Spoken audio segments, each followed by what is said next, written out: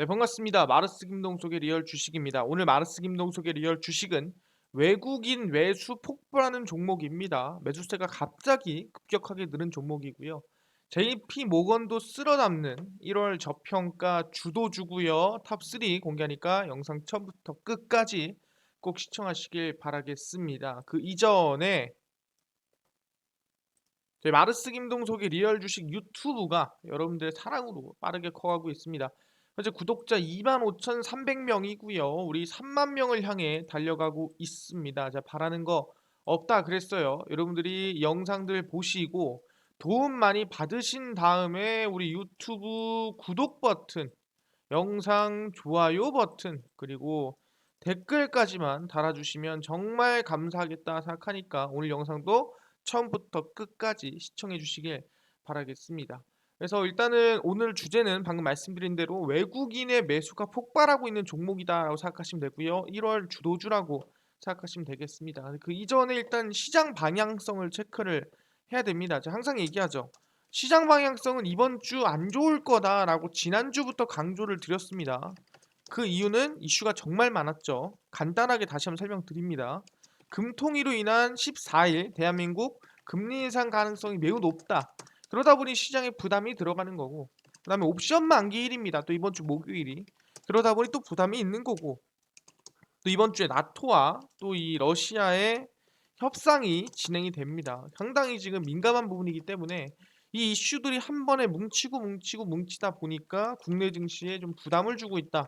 좋지 않은 흐름을 주고 있다고 생각하시면 될 것 같습니다.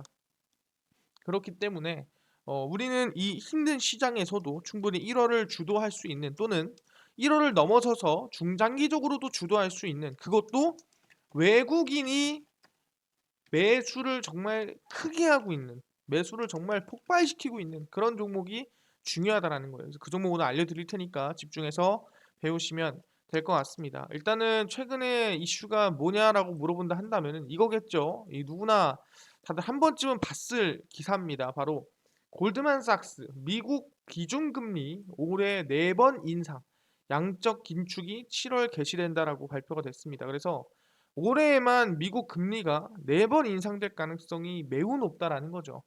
지금 대한민국 같은 경우에는 이미 지난달에 금리 인상 2번을 진행했는데 미국은 올해에만 4번 하겠다. 원래 목표는 2번에서 말하면 3번이었는데 4번까지 올라간 거예요.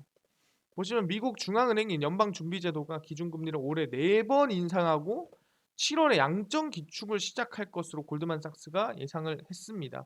그래서 골드만삭스의 얀 해치우스 이코노미스트는 지난달 14일에서 15일 열린 연방공개시장위원회 의사록에서 FOMC죠. 고용시장의 빠른 진정과 매파적인 신호들이 확인됐으며 이는 더 빠른 통화정책의 정상을 의미한다 분석을 했습니다. 그래서 고용시장 12월 지표가 고용지표가 나쁘지 않게 나왔습니다. 그러다 보니까 고용이 좀 어느 정도 안정적인데? 라는 생각을 하는 거죠. 10월달, 11월달 고용은 생각하지 않고 12월 긍정적이니까 뭐 금리 인상하지 않겠어라는 좀 단순한 좀 생각이라 보시면 될 것 같은데, 페드가, 이게 이제 연방준비제도죠. 페드가 보유 자산 규모를 줄이는 양적 긴축 개시 시기를 올해 12월에서 17월로 앞당긴다라고 보시면 될 것 같고요. 더 빨라질 수도 있다 합니다. 그래서 양적 긴축 개시가 예상되는 7월에도 물가 상승률이 페드의 통화정책 목표치를 상당히 웃돌 것으로 보이면서 인플레이션의 이제 어느 정도 영향이 중장기적으로 단기로 끝날 문제는 아니라고 계속 얘기를 하는 거죠.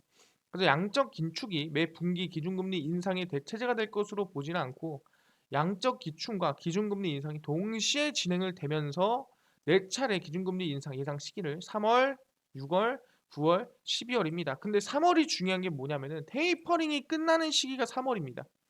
원래 테이퍼링이 언제 끝나냐? 원래 6월에 끝나야 돼요. 150억 달러씩 줄인다고 했을 때. 근데 이거를 300억 달러로 늘렸죠. 이번 11월 달에 늘리면서 이게 이제 6월에 끝날 게 3월에 끝나게 바뀌었습니다. 근데 테이퍼링을 끝내자마자 과연 금리 인상을 할까라는 생각이었는데, 골드만삭스의 지금 입장에서는 테이퍼링을 끝내자마자 금리 인상을 연달아 매 분기마다 할 것으로 예상이 된다라는 거죠. 그러니까 한 분기도 안 쉰다는 거예요. 그래서 지난주 공개된 11월 FOMC 의사록을 통해 페드가 지난달 FOMC에서 양적 긴축을 논의한 것으로 알려졌고, 양적 긴축은 양적 완화의 반대 개념으로 코로나19 팬데믹 이후 양적 완화 정책으로 늘린 채권을 매각해 시중 유동성을 흡수하는 정책을 뜻합니다. 이게 뭔 소리냐 한다면은 그러니까 돈을 이제 채권을 샀잖아요. 그러니까 이제 정부가 이제 채권을 만 국채를 발행을 해서 그 국채를 누가 이 페드가 국채를 삼으로써 돈을 뿌렸습니다. 국채를 사들이고 돈을 뿌리고 이게 이제 방금 말씀 양적 완화라 보시면은 이 사들인 국채를 '아 나 이제 돈이 필요한 것 같은데 돈 좀 같이 가져와.' 하면서 국채를 다시 매각을 하고 돈을 빨아들이는 이게 이제 양적 긴축이라고 생각하시면 됩니다. 말 그대로 유동성이 풀려 있는 걸 좀 빨아들인다 생각하시면 되고 금리 인상이나 모든 것들이 결국에는 그 긴축에 해당된다라고 생각하시면 됩니다. 그래서 코로나19 팬데믹 이후 양적 완화 정책으로 보유 자산의 규모는 2배로 늘어 현재 7조 8천억 달러에 육박을 합니다. 이거를 환산을 하면은 아마 8천 몇백 조쯤 될 거예요. 아마 9천 조 가까이 될 텐데 아마 9천 조 가까이 된다 생각하시면 될 것 같습니다. 그래서 미국 노동부가 지난 7일 공개한 미국의 지난 실업률이 3.9%로 떨어지면서 페드의 긴축 행보에는 더욱 힘이 실릴 것으로 예상이 된다라는 거죠. 그래서 금리는 어차피 뭐 올해 4번, 뭐 내년에도 또 3번, 뭐 그다음 연도에 3번 뭐 이렇게 해 가지고 대략 금리는 뭐 많게는 뭐 10번까지도 올린다 뭐 이런 말들이 있습니다. 근데 골드만삭스가 예측한 게 뭐 이게 믿을 만한가요? 솔직히 말하면은 골드만삭스 정도야. 뭐 한 투자 은행에서는 이렇게 얘기할 수도 있지라고 하지만 누가 월가의 황제 다이먼이 올해 미국 금리 인상 최소 4번을 똑같이 골드만삭스와 전망을 했습니다. 월가 최장수 최고 경영자 CEO입니다. 제이미 다이먼 JP모건 체이스 회장이 우리가 흔히 JP모건 하는 분의 회장입니다. 그래서 올해 단지 4차례의 기준금리 인상만 있다면 놀랄 것이라고 말을 했고요. 그러니까 최소 금리 인상 4번은 진행하고 또 다른 것까지도 뭐 진행하지 않겠느냐라고 얘기를 한다라는 뜻이죠. 말투 자체가. 그래서 올해 최소 4번은 기준금리를 올릴 가능성이 높다라고 얘기를 한 거고요. 다이머 회장은 CNBC 인터뷰에서 인플레이션은 연방준비제도가 생각하는 것보다 심각하고 연준은 사람들이 생각하는 것보다 금리를 더 인상할 수 있다. 그러니까 우리가 지금 보고 있는 물가 상승, 원자재 가격 상승들이 생각보다 세기 때문에 연준이 더욱더 우리가 생각하는 것보다 강하게 억누를 수 있다라는 거예요. 금리 인상 가능하다는 소리죠. 그래서 아까 얘기한 대로 골드만삭스는 이미 금리 인상을 4번을 예측을 했습니다. 그래서 3월, 6월, 9월, 12월 방금 전에 제가 보여드린 부분이었고요. 도이치뱅크 같은 경우에도 10일 3월 금리 인상을 필두로 한 4회 인상 전망을 또 내놨고요. 그리고 JP모건 체이스 회장인 막 말씀드린 다이먼 회장도 금리 인상 4번을 예측을 했습니다. 그래서 FOMC 마친 뒤 공개한 점도표에서 점도표가 뭐냐도 물어보시는 분들이 있어요. 이거 간단히 설명드리면 이제 연방준비제도 의원들이 있습니다. 이 의원들이 사실상 이제 금리 인상을 언제 하는 게 좋을까에 대해서 투표를 하는 거예요. 투표라는 게 설문조사 같은 겁니다. 무조건 그렇게 하는 게 아니라 설문조사 느낌으로 이제 언제 금리 인상하면 좋겠어라고 이제 물어보는 건데 그걸 점도표라 부릅니다. 근데 그 보통 점도표에 따라서 금리 인상이 진행이 되더라 예측할 수 있는 거죠. 2022년 세 차례 금리 인상을 시사한 바가 있고요. 이보다 더 많은 금리 인상이 단행될 수 있다라는 얘기가 나와주고 있습니다. 그래서 운이 좋다면 연준이 물가 둔화를 유도해 인플레이션이 진정되는 것을 볼 수 있을 것이고 아마 그렇다면은 연준의 조치로 경제가 연착륙할 가능성을 또 기대를 했습니다. 그래서 미국 경제가 당연히 올해 잘 나간다면 다시 한다는 게 뭔 소리냐면 금리 인상을 한다는 건 결국에는 경제가 좋기 때문에 금리 인상을 하는 거거든요. 경제가 안 좋으면 금리 인상할 수가 없습니다. 그럼 그대로 무너져 내리겠죠. 그래서 어느 정도는 그래도 경제가 좀 살아날 것이라는 흐름에 기반을 두고 금리 인상을 하는 것이다라고 생각하시면 되고요. 대공황 이후 역대 가장 훌륭한 성장을 이룰 것이라면서 내년에도 꽤 괜찮을 것이라고 내다봤습니다. 그래서 아마 일단은 뭐 나쁘지 않다라고 얘기를 한 거고요. 연준의 빠른 금리 인상으로 이 증시 같은 경우는 출렁일 가능성이 매우 높다. 그래서 올해는 금리가 올라가고 전망치가 수정됨에 따라서 시장 변동성이 클 것. 그러니까 금리가 뭐 당연히 올라가면은 변동성이 줄어들고 이제 금리가 올라가면 강달러가 만들어진다는 거. 강달러가 만들어진다는 거는 주변 신흥국들이 힘들어진다는 거죠. 신흥국이 힘들어지면은 돌고 돌아 나비 효과로 또 미국을 힘들게 합니다. 그래서 결국엔 금리 인상은 어 아예 다른 나라들을 힘들게 뭐 하든 안 하든 결국에는 강달러가 만들어지게 되면은 서로 힘들 수밖에 없는 거예요. 결국엔. 그러다 보니 이제 아마 시장 변동성이 크지 않을까라는 생각인 거고요. 그래서 쭉 보면은 뭐 결론만 봐서는 뭐 금리 인상을 뭐 4번을 진행한다. 뭐 이렇게 생각하시면 될 것 같습니다. 그래서 지금 여기서 결론적으로 말씀드릴 건 뭐냐면은 지금 금리 인상이 올해 그러니까 2022년도에 4번 이상 나올 가능성이 크구나. 그럼 금리 인상이 4번 나온다는 건 뭐예요? 올해 하고 만다는 거냐? 만다는 게 아니에요. 그럼 뭔 소리냐? 2022년도에도 금리 인상을 하고 그리고 언제? 2023년도에도 금리 인상을 하고 그리고 2024년도에도 금리 인상을 할 가능성이 매우 높다. 물론 속도의 문제죠. 정확히 뭐 계속 연달아서 금리 인상을 하냐 아니면은 좀 나눠서 금리 인상을 하냐 어떻게 금리 인상 하냐에 따라 다른 거지만 일단은 속도의 문제라고 생각하시면 될 것 같습니다. 근데 2022년도에만 4번이라면 원래는 7번이었거든요. 원래 이제 이때 한 번 그리고 세 번 세 번이었는데 이게 한 번이 네 번으로 늘어난 거예요. 또 두 번 세 번씩 늘어가다가 네 번까지 늘어난 거거든요. 그래서 금리 인상의 속도는 모르겠지만 계속 금리 인상할 가능성이 높다라는 거죠. 근데 중요한 건 뭐냐? 아니 이거 금리 인상 근데 조금 늦게 시작할 수 있는 것도 아니에요. 이게 그래도 3월에 테이퍼링이 끝나는데 끝나자마자 금리 인상하는 건 좀 힘들지 않나? 이건 예측이 너무 빠른 거 아닙니까? 하는데 이번에 블러드 총재 같은 경우에도 강경 매파입니다. 3월부터 금리 인상할 수 있다. 여기저기서 얘기가 나옵니다. 이게 뭐 JP 모건이나 골드만삭스처럼 한 발 물러서서 보는 투자은행 같은 경우에도 3월일 것 같은데라고 하는데 FOMC에 있는 블러드 총재가 3월부터 금리 인상 가능성이 있다라고 발표를 했습니다. 이쪽 보시면 강경매파 제임스 블러드 세인트루이스 연방준비은행 총재가 이르면 오늘 3월부터 연준이 금리를 인상할 수 있다라고 이미 발언을 한 상태고요. 인플레이션 억제를 위해 빠르면 3월 회의에서 금리 인상을 시작할 수 있다. 늦게보다는 빨리 금리 인상하는 게 타당하지 않느냐. 물가는 빨리 잡을수록 좋은 거니까. 3월에 시작할 가능성이 있고 향후 2개월 동안 판단하고 유보하고 자료를 살펴보겠다라고 얘기를 했습니다. 자, 연준의 신용도가 지난 30년 동안 대비 지금이 가장 위태하다고 판단을 하면서 지금 좀 빠르게 민첩하게 대응해야 된다라고 얘기를 했고요. 연준은 인플레이션을 낮고 안정적으로 유지하기 위해 조치를 하겠다라고 얘기를 했고 2% 인플레이션율이라는 목표를 달성하도록 노력해야 될 것. 이 2%라는 게 지금 당장 이번 연도 인플레이션이 아닙니다. 평균이에요. 평균 인플레이션이 2%이기 때문에 지금 뭐 이 2%를 막 무지막지하게 막 넘고 그러진 않아요. 평균이. 그래서 잡을 수 있다라고 얘기를 하는 겁니다. 그래서 올해 세 차례 금리 인상이 있을 것으로 내다봤고 아까 뭐 JP 모건이나 골드만삭스는 4번을 내다봤죠. 올해 인플레이션율이 낮아질 것이지만 연말까지는 3% 수준을 상회할 것이라고 얘기를 했습니다. 그냥 한 방에 이게 물가가 잡히진 않을 것이다. 그러니까 결국 뭐 금리 인상을 여러 번 더 추가적으로 단행할 가능성이 높다라는 거고 올해 조금 빠르게 한 3번 정도에서 많게는 4번까지도 가능하다라고 이미 얘기를 한 상태입니다. 그러다 보니까 이 금리 인상이라는 게 어떻게 보면 현실로 좀 다가온 게 사실입니다. 근데 항상 이렇게 미국에서 금리 인상을 하게 되면 아까 뭐라 그랬어요? 강달러가 나온다 했습니다. 강달러가 나온다는 뭡니까? 그 주변에 있는 달러를 기준으로 하는 통화를 가진 그런 나라들 같은 경우는 뭐예요? 당연히 그 통화 가치가 강달러가 나온다는 거는 1달러 대비 그 나라의 통화 가치가 떨어진다라는 거예요. 그러니까 원래 1달러 대비 1,000원이면은 달러를 사던 걸 1,200원은 줘야 1달러를 산다는 거죠.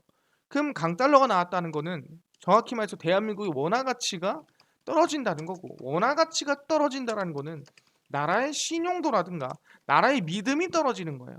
나라의 신용도와 믿음이 떨어진다는 건 결국엔 지수가 하락한다는 거고 결국엔 외국인의 이탈이 나온다라고 생각하시면 될 것 같습니다. 그래서 외국인이 이탈할 가능성이 높고 신용도가 떨어지고 하락하고 그런 위험에 지수는 하락하고 빠질 수 있다는 거죠. 그럼 어떻게 됐어요? 미리 방어를 해야겠죠. 환율을. 어떻게? 바로 선금리 인상입니다. 대한민국이 2020년도에 2021년도에 미리 금리 인상을 했죠. 근데 올해 미국의 금리 인상 속도가 너무나 빠르다 보니 2022년도에도 아마 대한민국은 먼저 금리 인상을 할 가능성이 높다라는 겁니다. 그래서 보시면은 금통위가 시장 전문가 90% 하는 1월 14일입니다. 금통위가 있고요. 금리 인상할 가능성이 높다라고 얘기를 했습니다.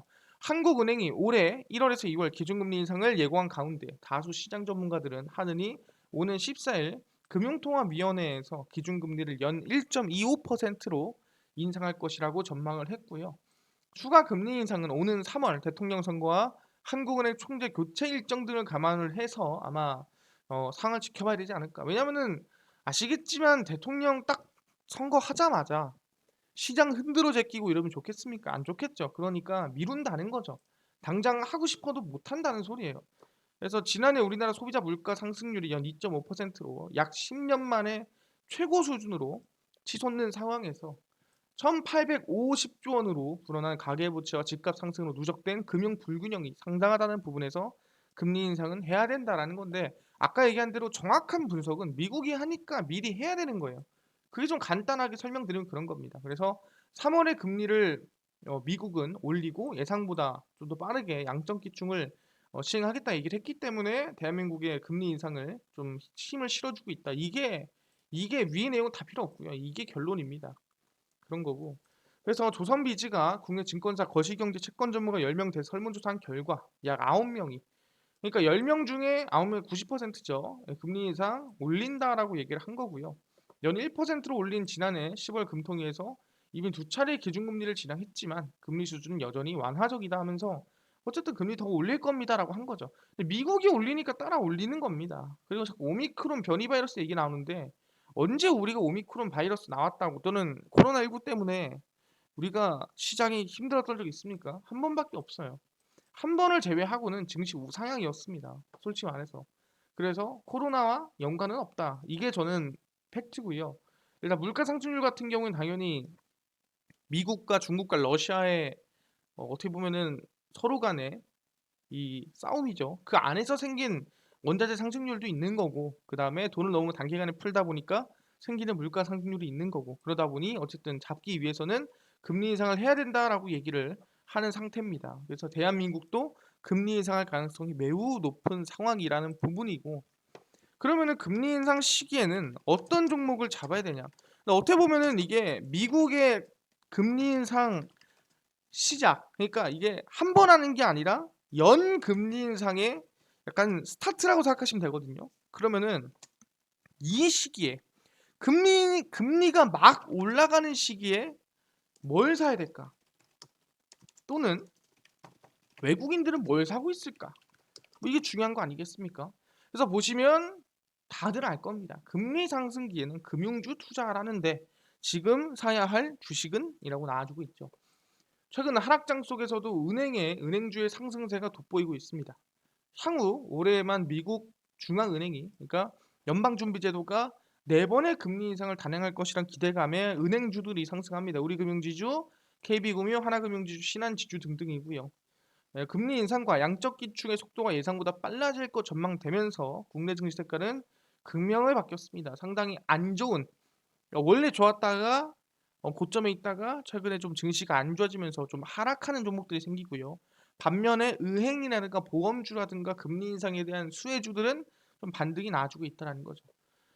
금리가 상승하면 은행의 순이자 마진, 그러니까 예대 마진이죠. 예대 마진이 확대가 되면서 수익성이 개선된다라는 겁니다. 그러니까 예대 마진이 뭐냐? 말 그대로 예금의 금리와 대출의 이자와 딱 비교해 봤을 때 금리를 1% 주고 대출을 3% 주면은 2%가 예대 마진이죠. 간단하게 이렇게 수익성 생각하시면 됩니다.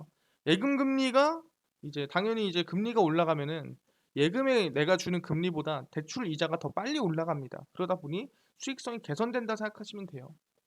아직 은행주 상승기의 초입이라는 게 증권가의 시각입니다. 왜냐하면 지난 2017년부터 18년 미국 페드가 7번의 금리 인상 단행할 때 국내 은행주는 일제히 큰 폭으로 상승을 했습니다. 그런데 금리 인상은 2018년 12월까지 이어졌지만 대부분 2018년 초 고점을 찍었다는 거죠. 2016년 말 3만 원대 초반이던 하나금융지주가 2018년 초 장중 5만 6천 원까지 올라가면서 약 75% 상승이 나아졌다라는 거고 거기에 따라서 충분히 뭐 증권가에서는 하나금융지주가 뭐 긍정적이지 않냐라고 얘기를 하고 있다는 뜻입니다. 근데 여기서 중요한 게 뭐냐면은 여러분들한테 말씀드릴 게 이겁니다. 분명히 2018년 12월까지 금리 인상이 이어졌어요. 근데 은행주가 언제? 2018년 초에 고점을 찍었습니다. 물론 시작 자체는 2017년에 시작을 했으니까 올라가는데, 아니 금리 인상이 12월까지 올라가는데 왜 2018년 초에 끝이 날까라는 생각들 또는 고민들이 또 있을 거라 생각을 합니다. 제일 중요한 게 보시면은 이게 금리거든요. 이제 금리를 보시면은 이게 이제 파란색이 미국의 금리입니다. 미국의 금리를 보시면 2016년 12월부터 시작을 해서 정말 가파른 금리 인상을 인상 4번, 5번, 6번, 7번, 8번을 금리 인상을 했습니다. 연달아서 8번 금리 인상을 했는데 보시면 언제까지? 2018년 말까지 금리 인상을 했어요. 그죠? 말도 안 되는 금리 인상을 했습니다. 근데 2018년 말까지 금리 인상을 때리고 나서 금리가 말도 안 되게 하락세가 나아졌는데, 여기서 중요한 건 뭐냐 한다면은, 그렇다면은 진짜 하나금융지주는 어떻게 움직였을까 봤을 때, 아까 2017년도부터 시작을 해서 2018년도 말까지 금리 인상을 진행을 했습니다. 근데 보시면 2017년도부터 2018년도 초까지 주가 올라간 건 맞아요. 정말 많이 올라갔습니다. 80% 올라갔어요. 근데 2018년 말까지 금리 인상한 것 치고는 주가가 어떻게 됐어요? 2018년 초부터 말까지 다시 제자리로 돌아오는 모습을 확인할 수가 있습니다. 뭔 소리냐? 오케이, 금리 인상이 올라간 건 알겠는데 왜 2018년도 고점을 찍고 빠지냐? 이게 중요한 거거든요. 이게 핵심인데, 여기에 대해서 말씀을 드리자면은 바로 은행의 금리가, 그러니까 은행주가 급등하거나 상승하기 위해서는 왜 올라가고 왜 상승하냐? 그건 바로 단기 금리가 올라갈 게 아니라 어떻게 돼? 은행은 보통 우리가 할부를 몇 년 합니까? 할부된다. 할부가 아니라 보통 이제 우리가 은행 돈을 갚을 때 몇 년씩 갚아요. 보통 갚을 때 뭐 10년, 20년 길게 갚는다고. 그럼 뭔 소리예요? 당장 눈앞에 3년 금리 뭐 이런 단기 금리가 올라가 봤자 의미가 없어요. 뭐다? 바로 10년 국채 금리. 10년 금리가 올라가야 10년 금리 상승이 나와야, 그래야 진짜 은행주한테는 수혜라는 거죠. 그러니까 장기 금리가 올라가지 않는다. 장기 국채 금리가 올라가지 않는다 한다면은 그거는 은행주한테 수혜가 될 수 없다라는 거예요. 장기 금리가 올라가야 그게 은행주한테 수혜더라. 그래서 한번 주가를 보겠습니다. 2018년 초쯤에 은행주가 고점을 찍었습니다. 왜 고점을 찍었을까? 그래서 제가 10년 만기 국채 금리를 가지고 왔습니다. 이게 10년물이고요. 이 10년물 국채 금리를 보시면 우리가 간단하게 확인할 수가 있습니다. 저기 써 있죠. 미국의 10년물 국채 금리입니다. 그래서 10년 국채 금리를 보시면은 이게 2017년부터 2018 이거를 좀 가까이서 보겠습니다. 이게 이제 18년도가 안 보이네. 이제는 2018년도가 보일 거라 생각합니다. 그래서 보시면은 이게 국채 금리가 10년물 국채 금리가 2017년 금리 인상과 함께 열심히 올라가는 모습을 확인할 수가 있는데, 가파르게 올라가다가 지지부진한 흐름을 만납니다. 여기죠. 이 부분을 만나고 여기서부터는 금리가 그냥 애매합니다. 애매하게 하고 쑥 쏟아지죠.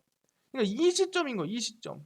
요 시점이 이제 국채 금리가 올라가다가도 이 가파른 상승세가 끝나는 시점이 이 구간이라는 거예요. 여기서부터 찔끔 뛰더니 죽어버리죠. 그러니까 여기가 중요하다라는 거죠.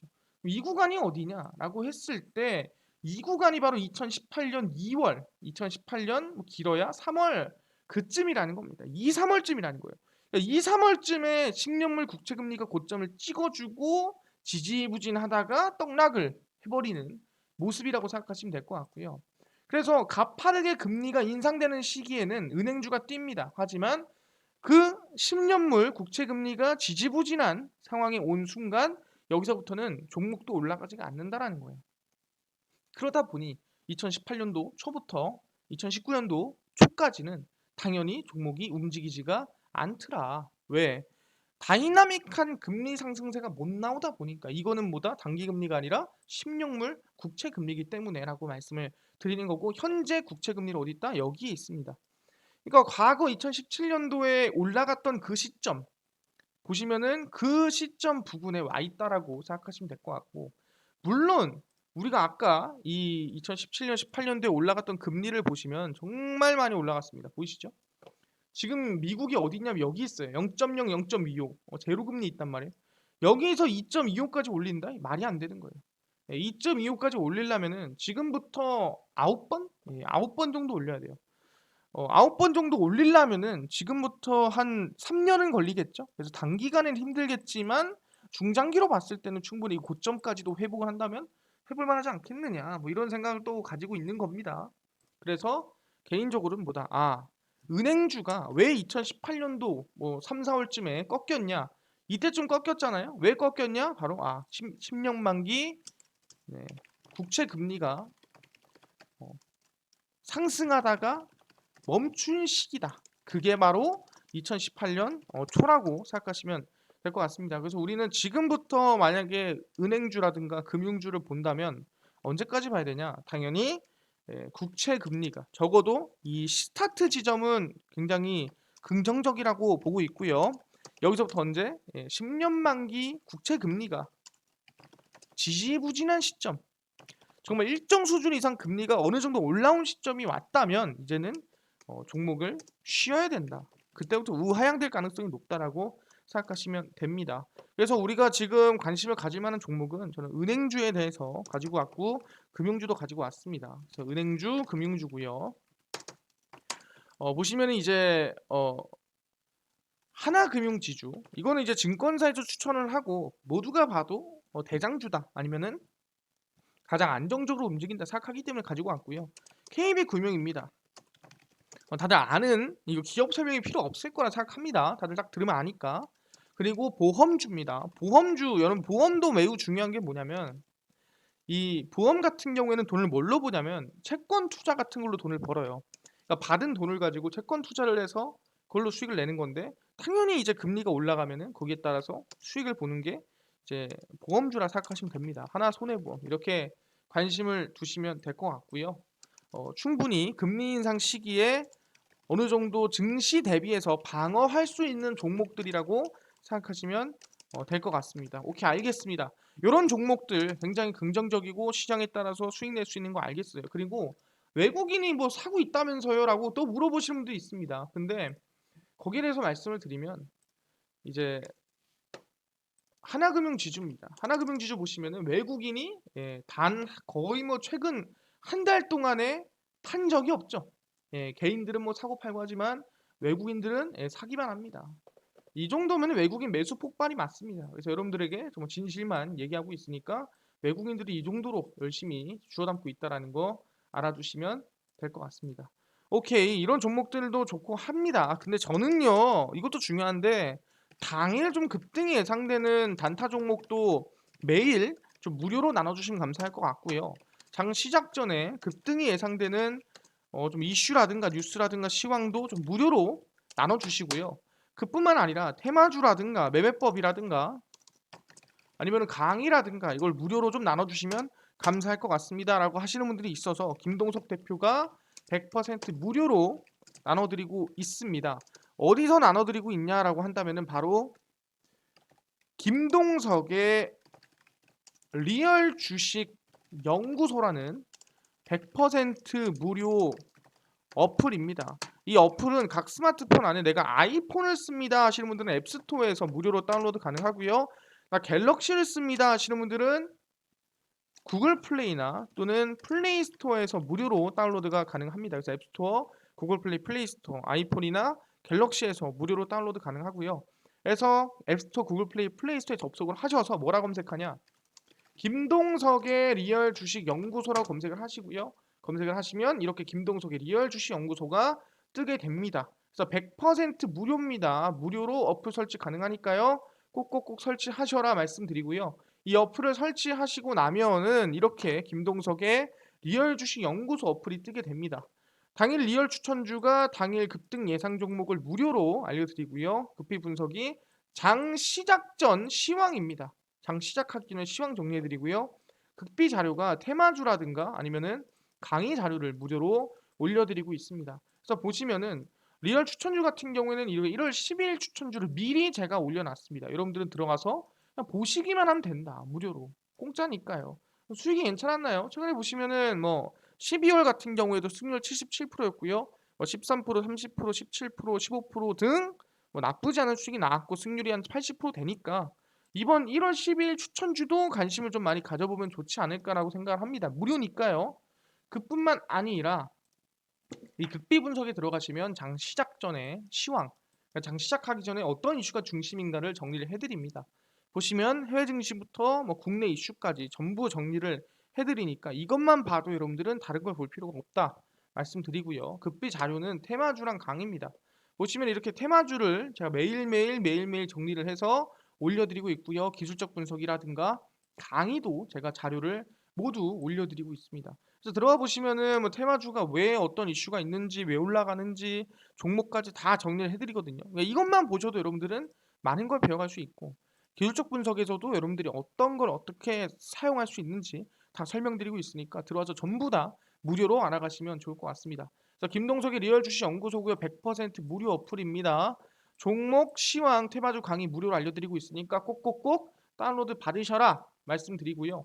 그뿐만 아니라 저희 마르스 김동석의 리얼 주식 유튜브 여러분들의 사랑으로 커가고 있습니다. 구독자 3만 명 향해 달려가고 있으니까요. 영상들 꼭꼭꼭 시청하시고 유튜브 구독 버튼, 영상 좋아요 그리고 댓글까지 남겨주시면 정말 감사하겠다 말씀드리니까 오늘 영상 여기까지 진행하고 다음 영상에서 더 좋은 영상으로 찾아뵙도록 하겠습니다. 감사합니다.